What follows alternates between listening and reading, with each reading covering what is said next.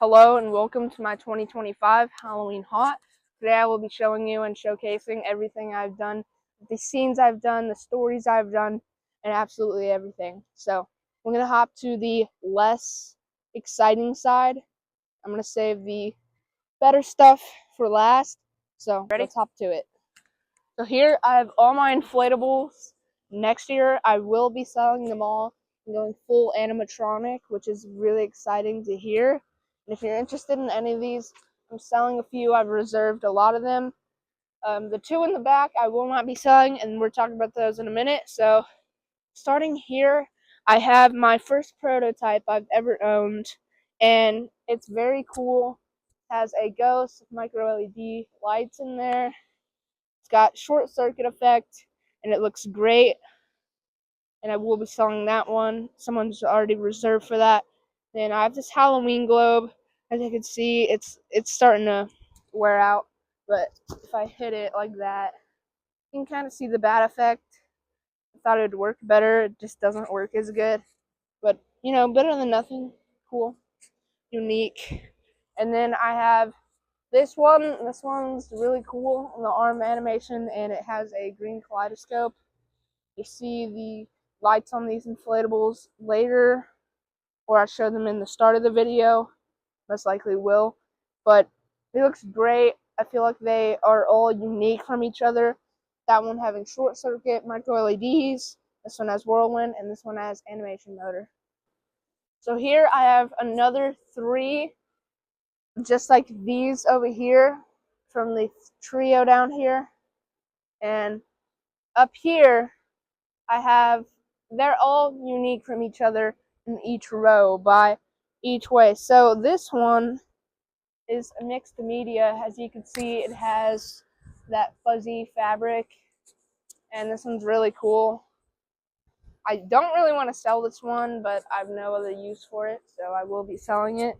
But I did a little customizing on it, and instead of having a normal C7, I have a flame C7 bulb. So that's unique about that. And then I have this 12-foot black scary tree that I used last year. I didn't use any of those last year, but I got this one last year at home for like $120, and my friend wants to buy this one, so yeah, we'll be selling it after the year. But it has an orange kaleidoscope. And then this one is the 12-foot short circuit ghost. I got new this year. Really good deal. I got it for $35 on eBay, and it's brand new in box, pretty much. And it's short circuit, so it's the actually 2017 model from At Home. That's what's cool about it. But after these 6 inflatables that we've done, we're gonna move to the biggest ones in the back. All right, let's go. Okay, so moving up, I have the biggest things in my display to be the 16-foot Gothic Reaper from 2018, and then the 18-foot Pumpkin Reaper, I think from 2023 or 2024. It was 2023. I got it a year late. But we're going to talk about the 16-foot Gothic Reaper more, my favorite inflatable for Halloween that I own. And this one's really cool because it's got a kaleidoscope. So the lower half is looking like he has like pits of fire in him, something. It just looks cool. And then I have a white spotlight right here shining on them because the arms on the 18-foot Pumpkin Reaper do not light up at all in that black fabric. But another reason is because the Gothic Reaper had C7s, and C7s do not work good with that black fabric. So the upper half is lit up on these guys, the lower half is not, so you can see the kaleidoscope in them. And they just look really good together. They're both Reapers. So moving on, after talking about every inflatable, we're going to move to the animatronics, the funner side. So let's hop to it. Alright, so here is the funner side of every animatronic. I'm going to talk about the scene and story I've created up front first. So I've Health Spawn from Spirit Halloween 2023, and he just jumps up. And this is my demon scene I've created. So I'm going to tell the story, explain it, break it down. So Hellspawn, which we're going to activate here. Very cool. But I have chains on him to show that he is broken free from hell or in a dungeon, and he's broken out. And as you can see, there is a skeleton demon from Home Depot new this year.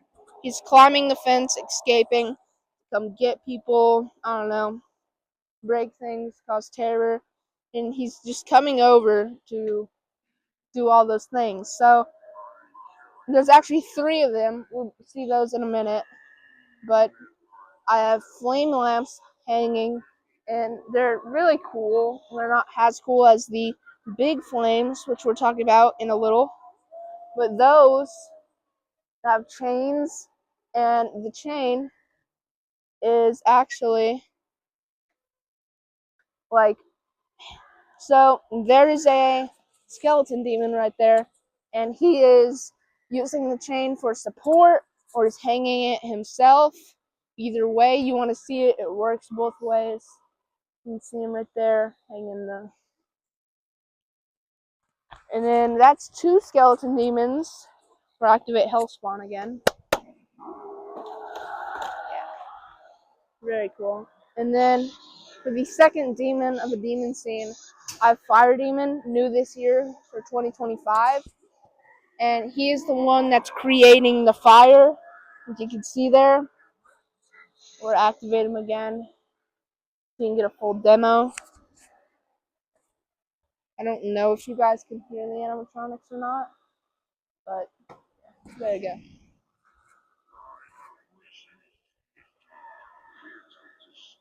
Very cool. And then I have one of the flames right there, another flame is right here. So he looks like he actually set the tree stump on fire. And then the third skeleton demon is right here, like lunging out of the tree, come grab you. Or just coming out of the graveyard, scare people away. So that was the demon scene. And it's probably the biggest scene I've made this year. Yeah, it actually is. So we're going to talk about the scene behind it now, which would be the bone collector scene. So let's hop to it. Alright, so here I have the bone collector scene. I'm actually going to be in the yard for this one, so I can break it down easier. So the bone collector fit absolutely perfectly under this tree. I was thinking, it's going to be a tight squeeze, but I can make it work. And I did. He looks much better under the tree. I'm glad I had the tree. The tree helped me with so many things this year, and it makes everything look more scarier, you could say, because you need plants and all that to actually do a display and have spider webs, skeletons, and all that. So the bone collector, I've taken him, and there's been a skeleton in his bag. He came with this, but I wanted to add more skeletons to show more that he is trying to kill the skeletons, collect them, put them in his bag. So I have the shovel to where there is a skeleton split in half. And he's trying to pull himself out of the shovel, as you can see right there. And I think it looks good. And his lower body's down there on the other side, which you can't really see unless you come up. But I don't mind that as long as you can see the front half. But you need more skeletons to be escaping him. So what you need to do is, I have tons climbing and escaping in the tree. So there's one down here, shocked, trying to crawl away. And he's just shocked, trying to escape. And then the rest are in the tree, and they're all escaping in different ways. I have them uniquely posed. So this one, if you can see, he is just climbing up, pulling himself off the branch, and he's going up. So that's skeleton 1. Skeleton 2 is already halfway up in the tree, and when the bone collector activates, the bone collector eventually looks at him, knowing that's his next target. So that's kind of cool. I didn't even know that would happen, but at some point, the bone collector actually looks at him. As you can see, yeah, there. He's looking at him. So that's skeleton 2. Skeleton 3 is climbing slowly but surely up the branch. Could be there eventually. He's like about halfway. And then I have a little thing going on here. It's very dramatic, but there's 2 skeletons helping each other up.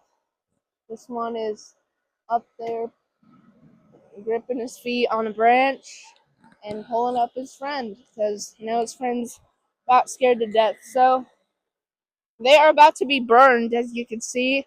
So there's 2 dangers they're trying to escape: the fire and the bone collector. So very stressful for them. And then I have this one. The neighbors actually gave me 2 skeletons, and that would be the one that's shocked. So I have this one posed to where he's like, "No, my brother." And yeah. So it's looked like he misses his friend, but he still got to escape. And I think that's kind of funny. So, and then for the final and last skeleton, I was going to have these 2 in the same pose until I found out his arm came off. So that sparked a fire, and it actually made me I was able to actually have the skeleton biting his arm to carry it up with him as he escapes the bone collector. So they're all uniquely posed, and I think it looks very good. So let's go on to the next scene.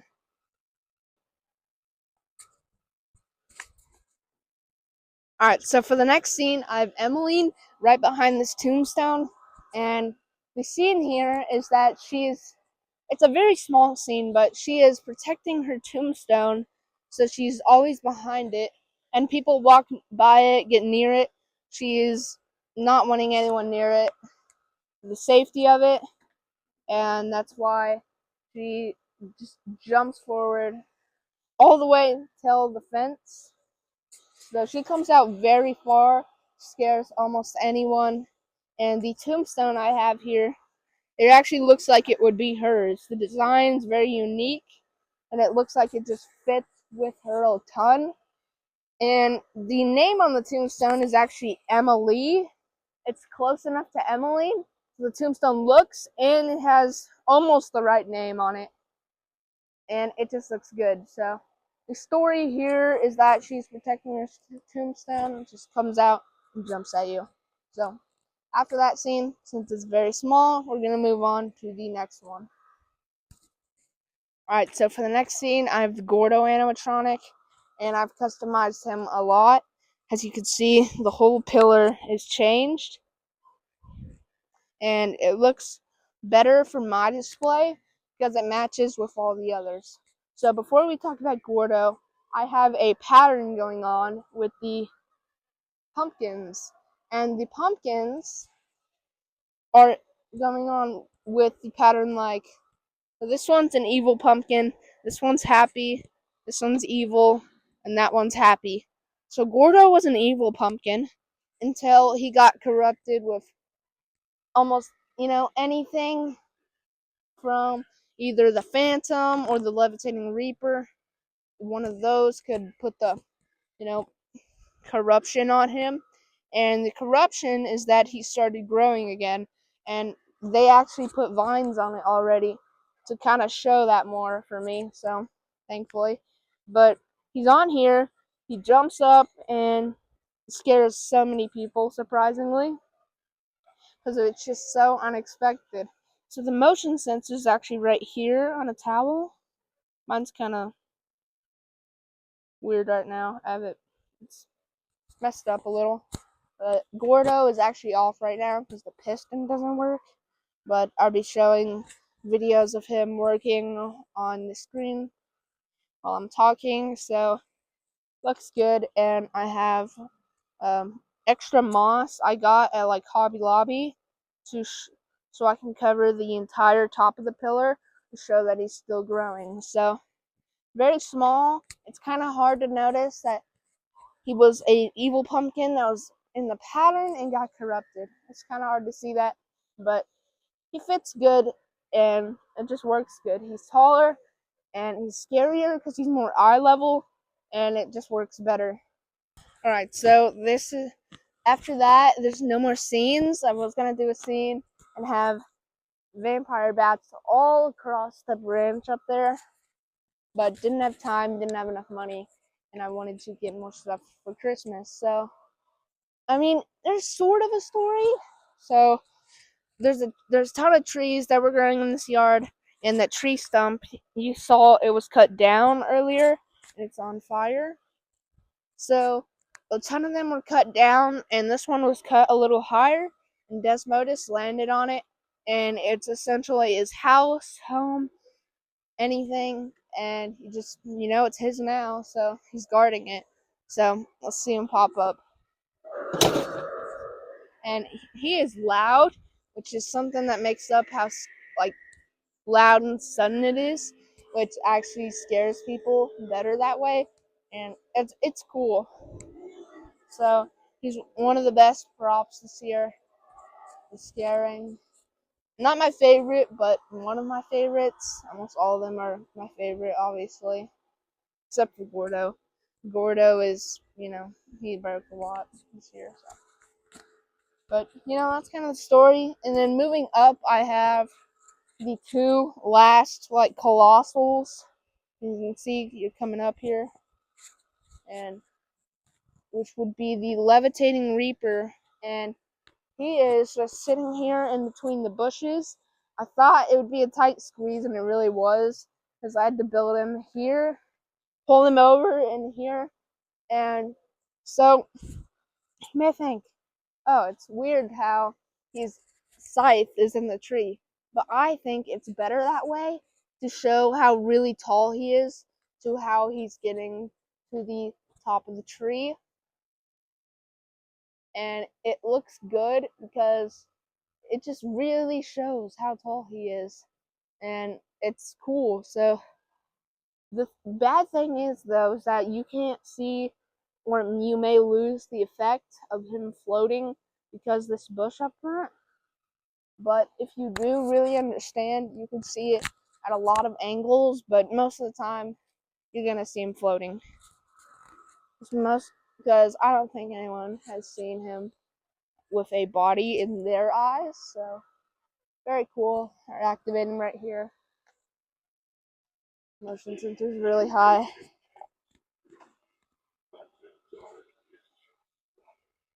Then I also have a white spotlight on him and lots of lighting going on. This lighting is definitely one of the keys to a good display. So, moving on to the final prop of the haunt, which would be the 15-foot Phantom. I'm getting far away from the camera, but he is massive. And I was going to get the Scarecrow until I saw the Phantom was $150 near me. So that was a really good deal. And he fits my graveyard better, because I was going to get the Galley Crow. And, this guy looks better in the graveyard. So he doesn't move, he lights up, but when a breeze of wind comes by, all the fabric blows around and it looks so good. So we're going to see the lighting soon, and then I'll show you guys the fog chiller in a minute, because I'm about to run it for the demo of it. So after all the animatronics, I have spiderweb, these bushes, and by now you've seen all the tombstones. So let's hop to the fog chiller. Alright, so here's the fog chiller. It's on a timer, so it's about to go in a minute, and if it doesn't, I'll go do it myself. But I have a tub from Home Depot, and it has a tube going through it, and it's a dryer, like foil tube, whatever, and that actually gets cold because I have ice in there, and that's what makes it cold. Makes the fog thicker and stays low to the ground. Oh, we have visitors right now. But, you know, it goes through the tube. I have a big hole right here, and then there's another big hole. And surprisingly, it gets out both ends when both fog machines are going. One doesn't work at the moment, but I can show one fog machine, so let me get it going.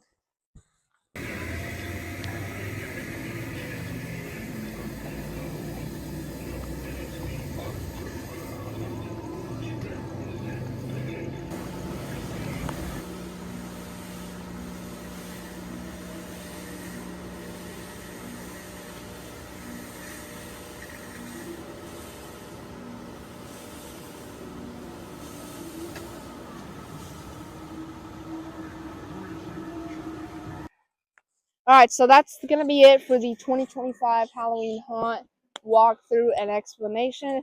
I hope you guys enjoyed, found it entertaining, or helped you with your display. So that's all I got to say for this video.